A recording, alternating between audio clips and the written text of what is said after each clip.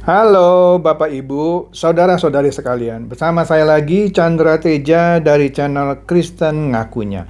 Channel yang membahas kekristenan yang murni, terbebas dari klinik, dan pemahaman yang melenceng. Bagi Anda yang belum subscribe channel saya, silakan subscribe channel saya, tekan loncengnya agar Anda dapat notifikasi setiap kali saya mengupload video-video saya.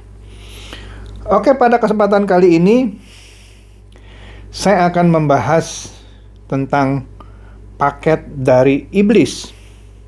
Apa itu, Pak? Paket dari iblis. Begini loh.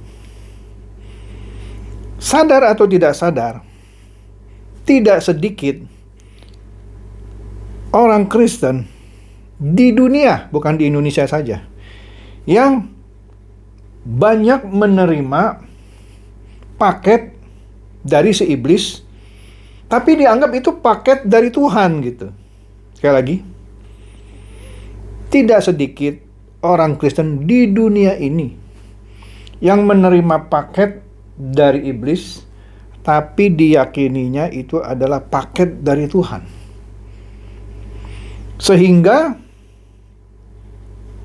lucunya atau ironisnya, mereka bersukacita atas paket si iblis ini yang dianggap paket dari Tuhan.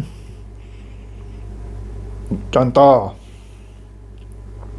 misalnya pembacaan firman atau bahkan pengkhotbahan firman yang melenceng, misalnya jangan khawatir, serahkanlah semua kekhawatiranmu kepada Tuhan dan Dia akan bekerja, kira-kira gitu ya. Itu membuat orang Kristen seakan-akan mendapatkan suatu obat mujarab gitu untuk mengatasi rasa khawatirnya. Memang sih secara harafiahnya bunyinya seperti itu, tetapi kita tidak bisa mengartikan ayatnya itu sesuai dengan harafiah. Maksudnya begini loh. Betul, kita serahkan semua kekhawatiran kita kepada Tuhan, dan biarlah Tuhan yang bekerja untuk kita. Itu maksudnya antara lain, kita jangan mengisi kehidupan kita dengan kekhawatiran atas sesuatu yang belum tentu terjadi. Misalnya begini, kan baru-baru ini ada ramalan cuaca ya. Nah, ini menjadi sesuatu yang menghebohkan. Ada dua badan, yang satu BMKG, yang satu BRIN namanya, BRIN. Saya lupa singkatannya. Nah, di awal BRIN ini bilang akan ada cuaca yang buruk sekali menjelang akhir tahun. Ya, wah ada badai dan segala macam. Tetapi ternyata tidak terjadi. Sehingga BMKG dan BRIN ini dipanggil oleh DPR ya kalau nggak salah ya, untuk menerangkan kenapa bisa berbeda antara BMKG dan BRIN ini. Nah, disinilah ketika ada suatu berita yang menggoncangkan loh, ya kan, bahkan pejabat sementara Gubernur Pak Heru bilang pada tanggal berapa itu ya, dia mengizinkan karyawan untuk work from home karena mengantisipasi cuaca yang buruk. Banyak orang yang takut gitu ya. Apalagi yang mengumumkan pejabat sementara Gubernur DKI gitu. Nah, padahal ternyata akhirnya tidak terjadi. Nah, maka dari itu ketika kita bilang kita serahkan kekhawatiran kita kepada Tuhan dan biarkanlah Tuhan yang beracara ini untuk hal-hal yang di luar kendali kita. Iya dong, kalau cuaca itu kan di luar kendali kita. Serahkan aja sama Tuhan. Mau terjadi kah atau tidak terjadi, kalaupun terjadi ya kita siap-siap. Gitu ya. Tapi jangan terlalu paranoid. Serahkan aja sama Tuhan. Nah, itu maksudnya. Serahkanlah kekhawatiranmu kepada Tuhan. Biarlah Tuhan yang bekerja. Untuk sesuatu yang kita nggak tahu, bener nggak nih? Jadi kebanyakan orang paranoid atau jadi ketakutan untuk sesuatu yang belum tentu pasti terjadi. Nah, untuk hal ini betul, ayat ini serahkanlah semuanya kepada Tuhan. Nah, tetapi kalau Anda punya kekhawatiran, Anda misalnya terdeteksi, ketahuan menjual narkoba. Sudah ketahuan sama polisi. Takut dong. Khawatir dong. Iyalah, khawatir tertangkap. Terus Anda bilang, serahkanlah kekhawatiranmu kepada Tuhan, biar Tuhan yang itu.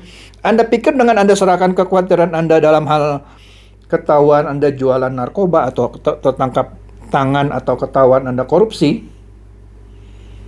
Anda serahkan kepada Tuhan, terus semuanya beres? Ya enggak, harus Anda hadapi. Nah, inilah paket-paket iblis ya, yang secara tidak sadar tertanam di benak anak-anak Tuhan, yang ya mungkin juga karena mendengarkan khotbah yang tidak tepat gitu ya. Seakan-akan dia orang yang spesial gitu ya. Kalau ada kekhawatiran, apapun itu kekhawatirannya, itu diserahkan kepada Tuhan. Diserahkan supaya Tuhan yang bekerja. Ya enggak gitulah. Kalau memang Anda yang bikin perkaranya, Anda harus tanggung jawab. Bukan suruh Tuhan yang tanggung jawab. Oke, itu contoh yang paling gampang untuk menerangkan paket dari iblis bahwa enggak bisa. Atau ajaran dari iblis lah yang bilang bahwa tenang, kamu anak Tuhan, semuanya serahkan aja kepada Tuhan. Sehingga dengan demikian Anda bebas gitu mau melakukan apa saja. Mau korupsi kek, jualan narkoba kek, karena begitu ada masalah serahkan ke Tuhan. Kan nggak begitu. Satu. Kedua yang gampang. Nah, ini yang paling umum nih. Bahwa Anda sebagai anak Tuhan, orang Kristen, pasti masuk surga. Nah, ini sudah saya sering bahas berkali-kali ya. Sehingga kalau saya terangkan ke orang bahwa Anda harus lihat dulu seluruh ayatnya gitu ya. Bukan Anda lihat Yohanes 3 ayat 16 saja yang bilang barang siapa yang percaya kepada anaknya yang tunggal tidak akan binasa gitu kan ya. Percaya itu apa dulu? Sudah sering saya bahas ya. Artinya tunduk terhadap semua perintahnya. Anda sudah tunduk terhadap semua perintahnya. Ya kalau belum artinya Anda belum percaya. Itu satu. Kemudian orang-orang Kristen, tadi saya katakan hampir di seluruh dunia tidak sedikit yang sudah yakin begitu dia jadi orang Kristen dibaptis pasti masuk surga.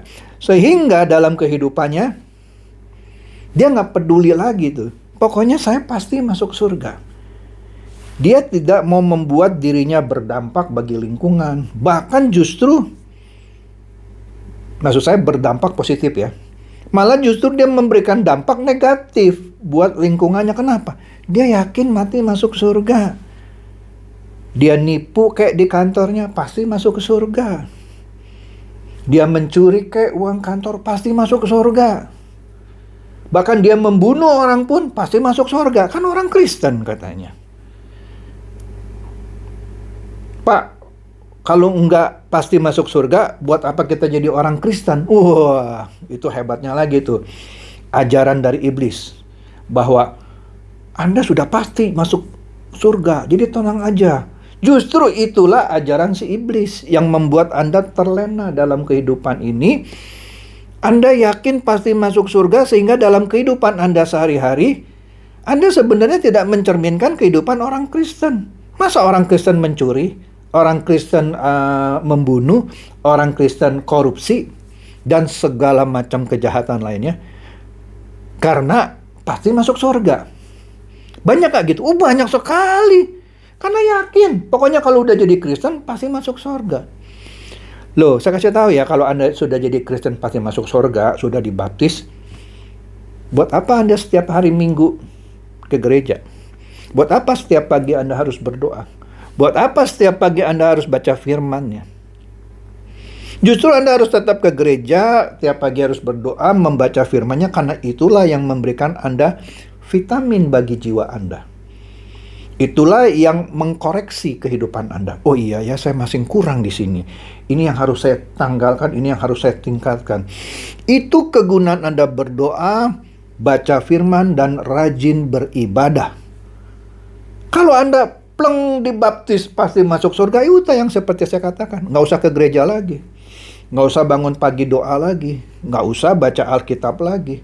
Dan hidup aja seenaknya. Kan sudah jadi orang Kristen, pasti masuk surga. Nah, inilah paket dari iblis bagi orang Kristen yang paling berbahaya. Oleh karena itu, cerdaslah dan sadarlah bahwa ada paket-paket iblis yang secara tidak sadar sudah masuk ke dalam diri tidak sedikit orang Kristen. Semoga ini mencerdaskan dan mencerahkan Anda semua. Silakan share video saya ini kepada teman-teman, sahabat, atau kerabat supaya mereka tambah cerdas dan tercerahkan. Seperti biasa, Shalom.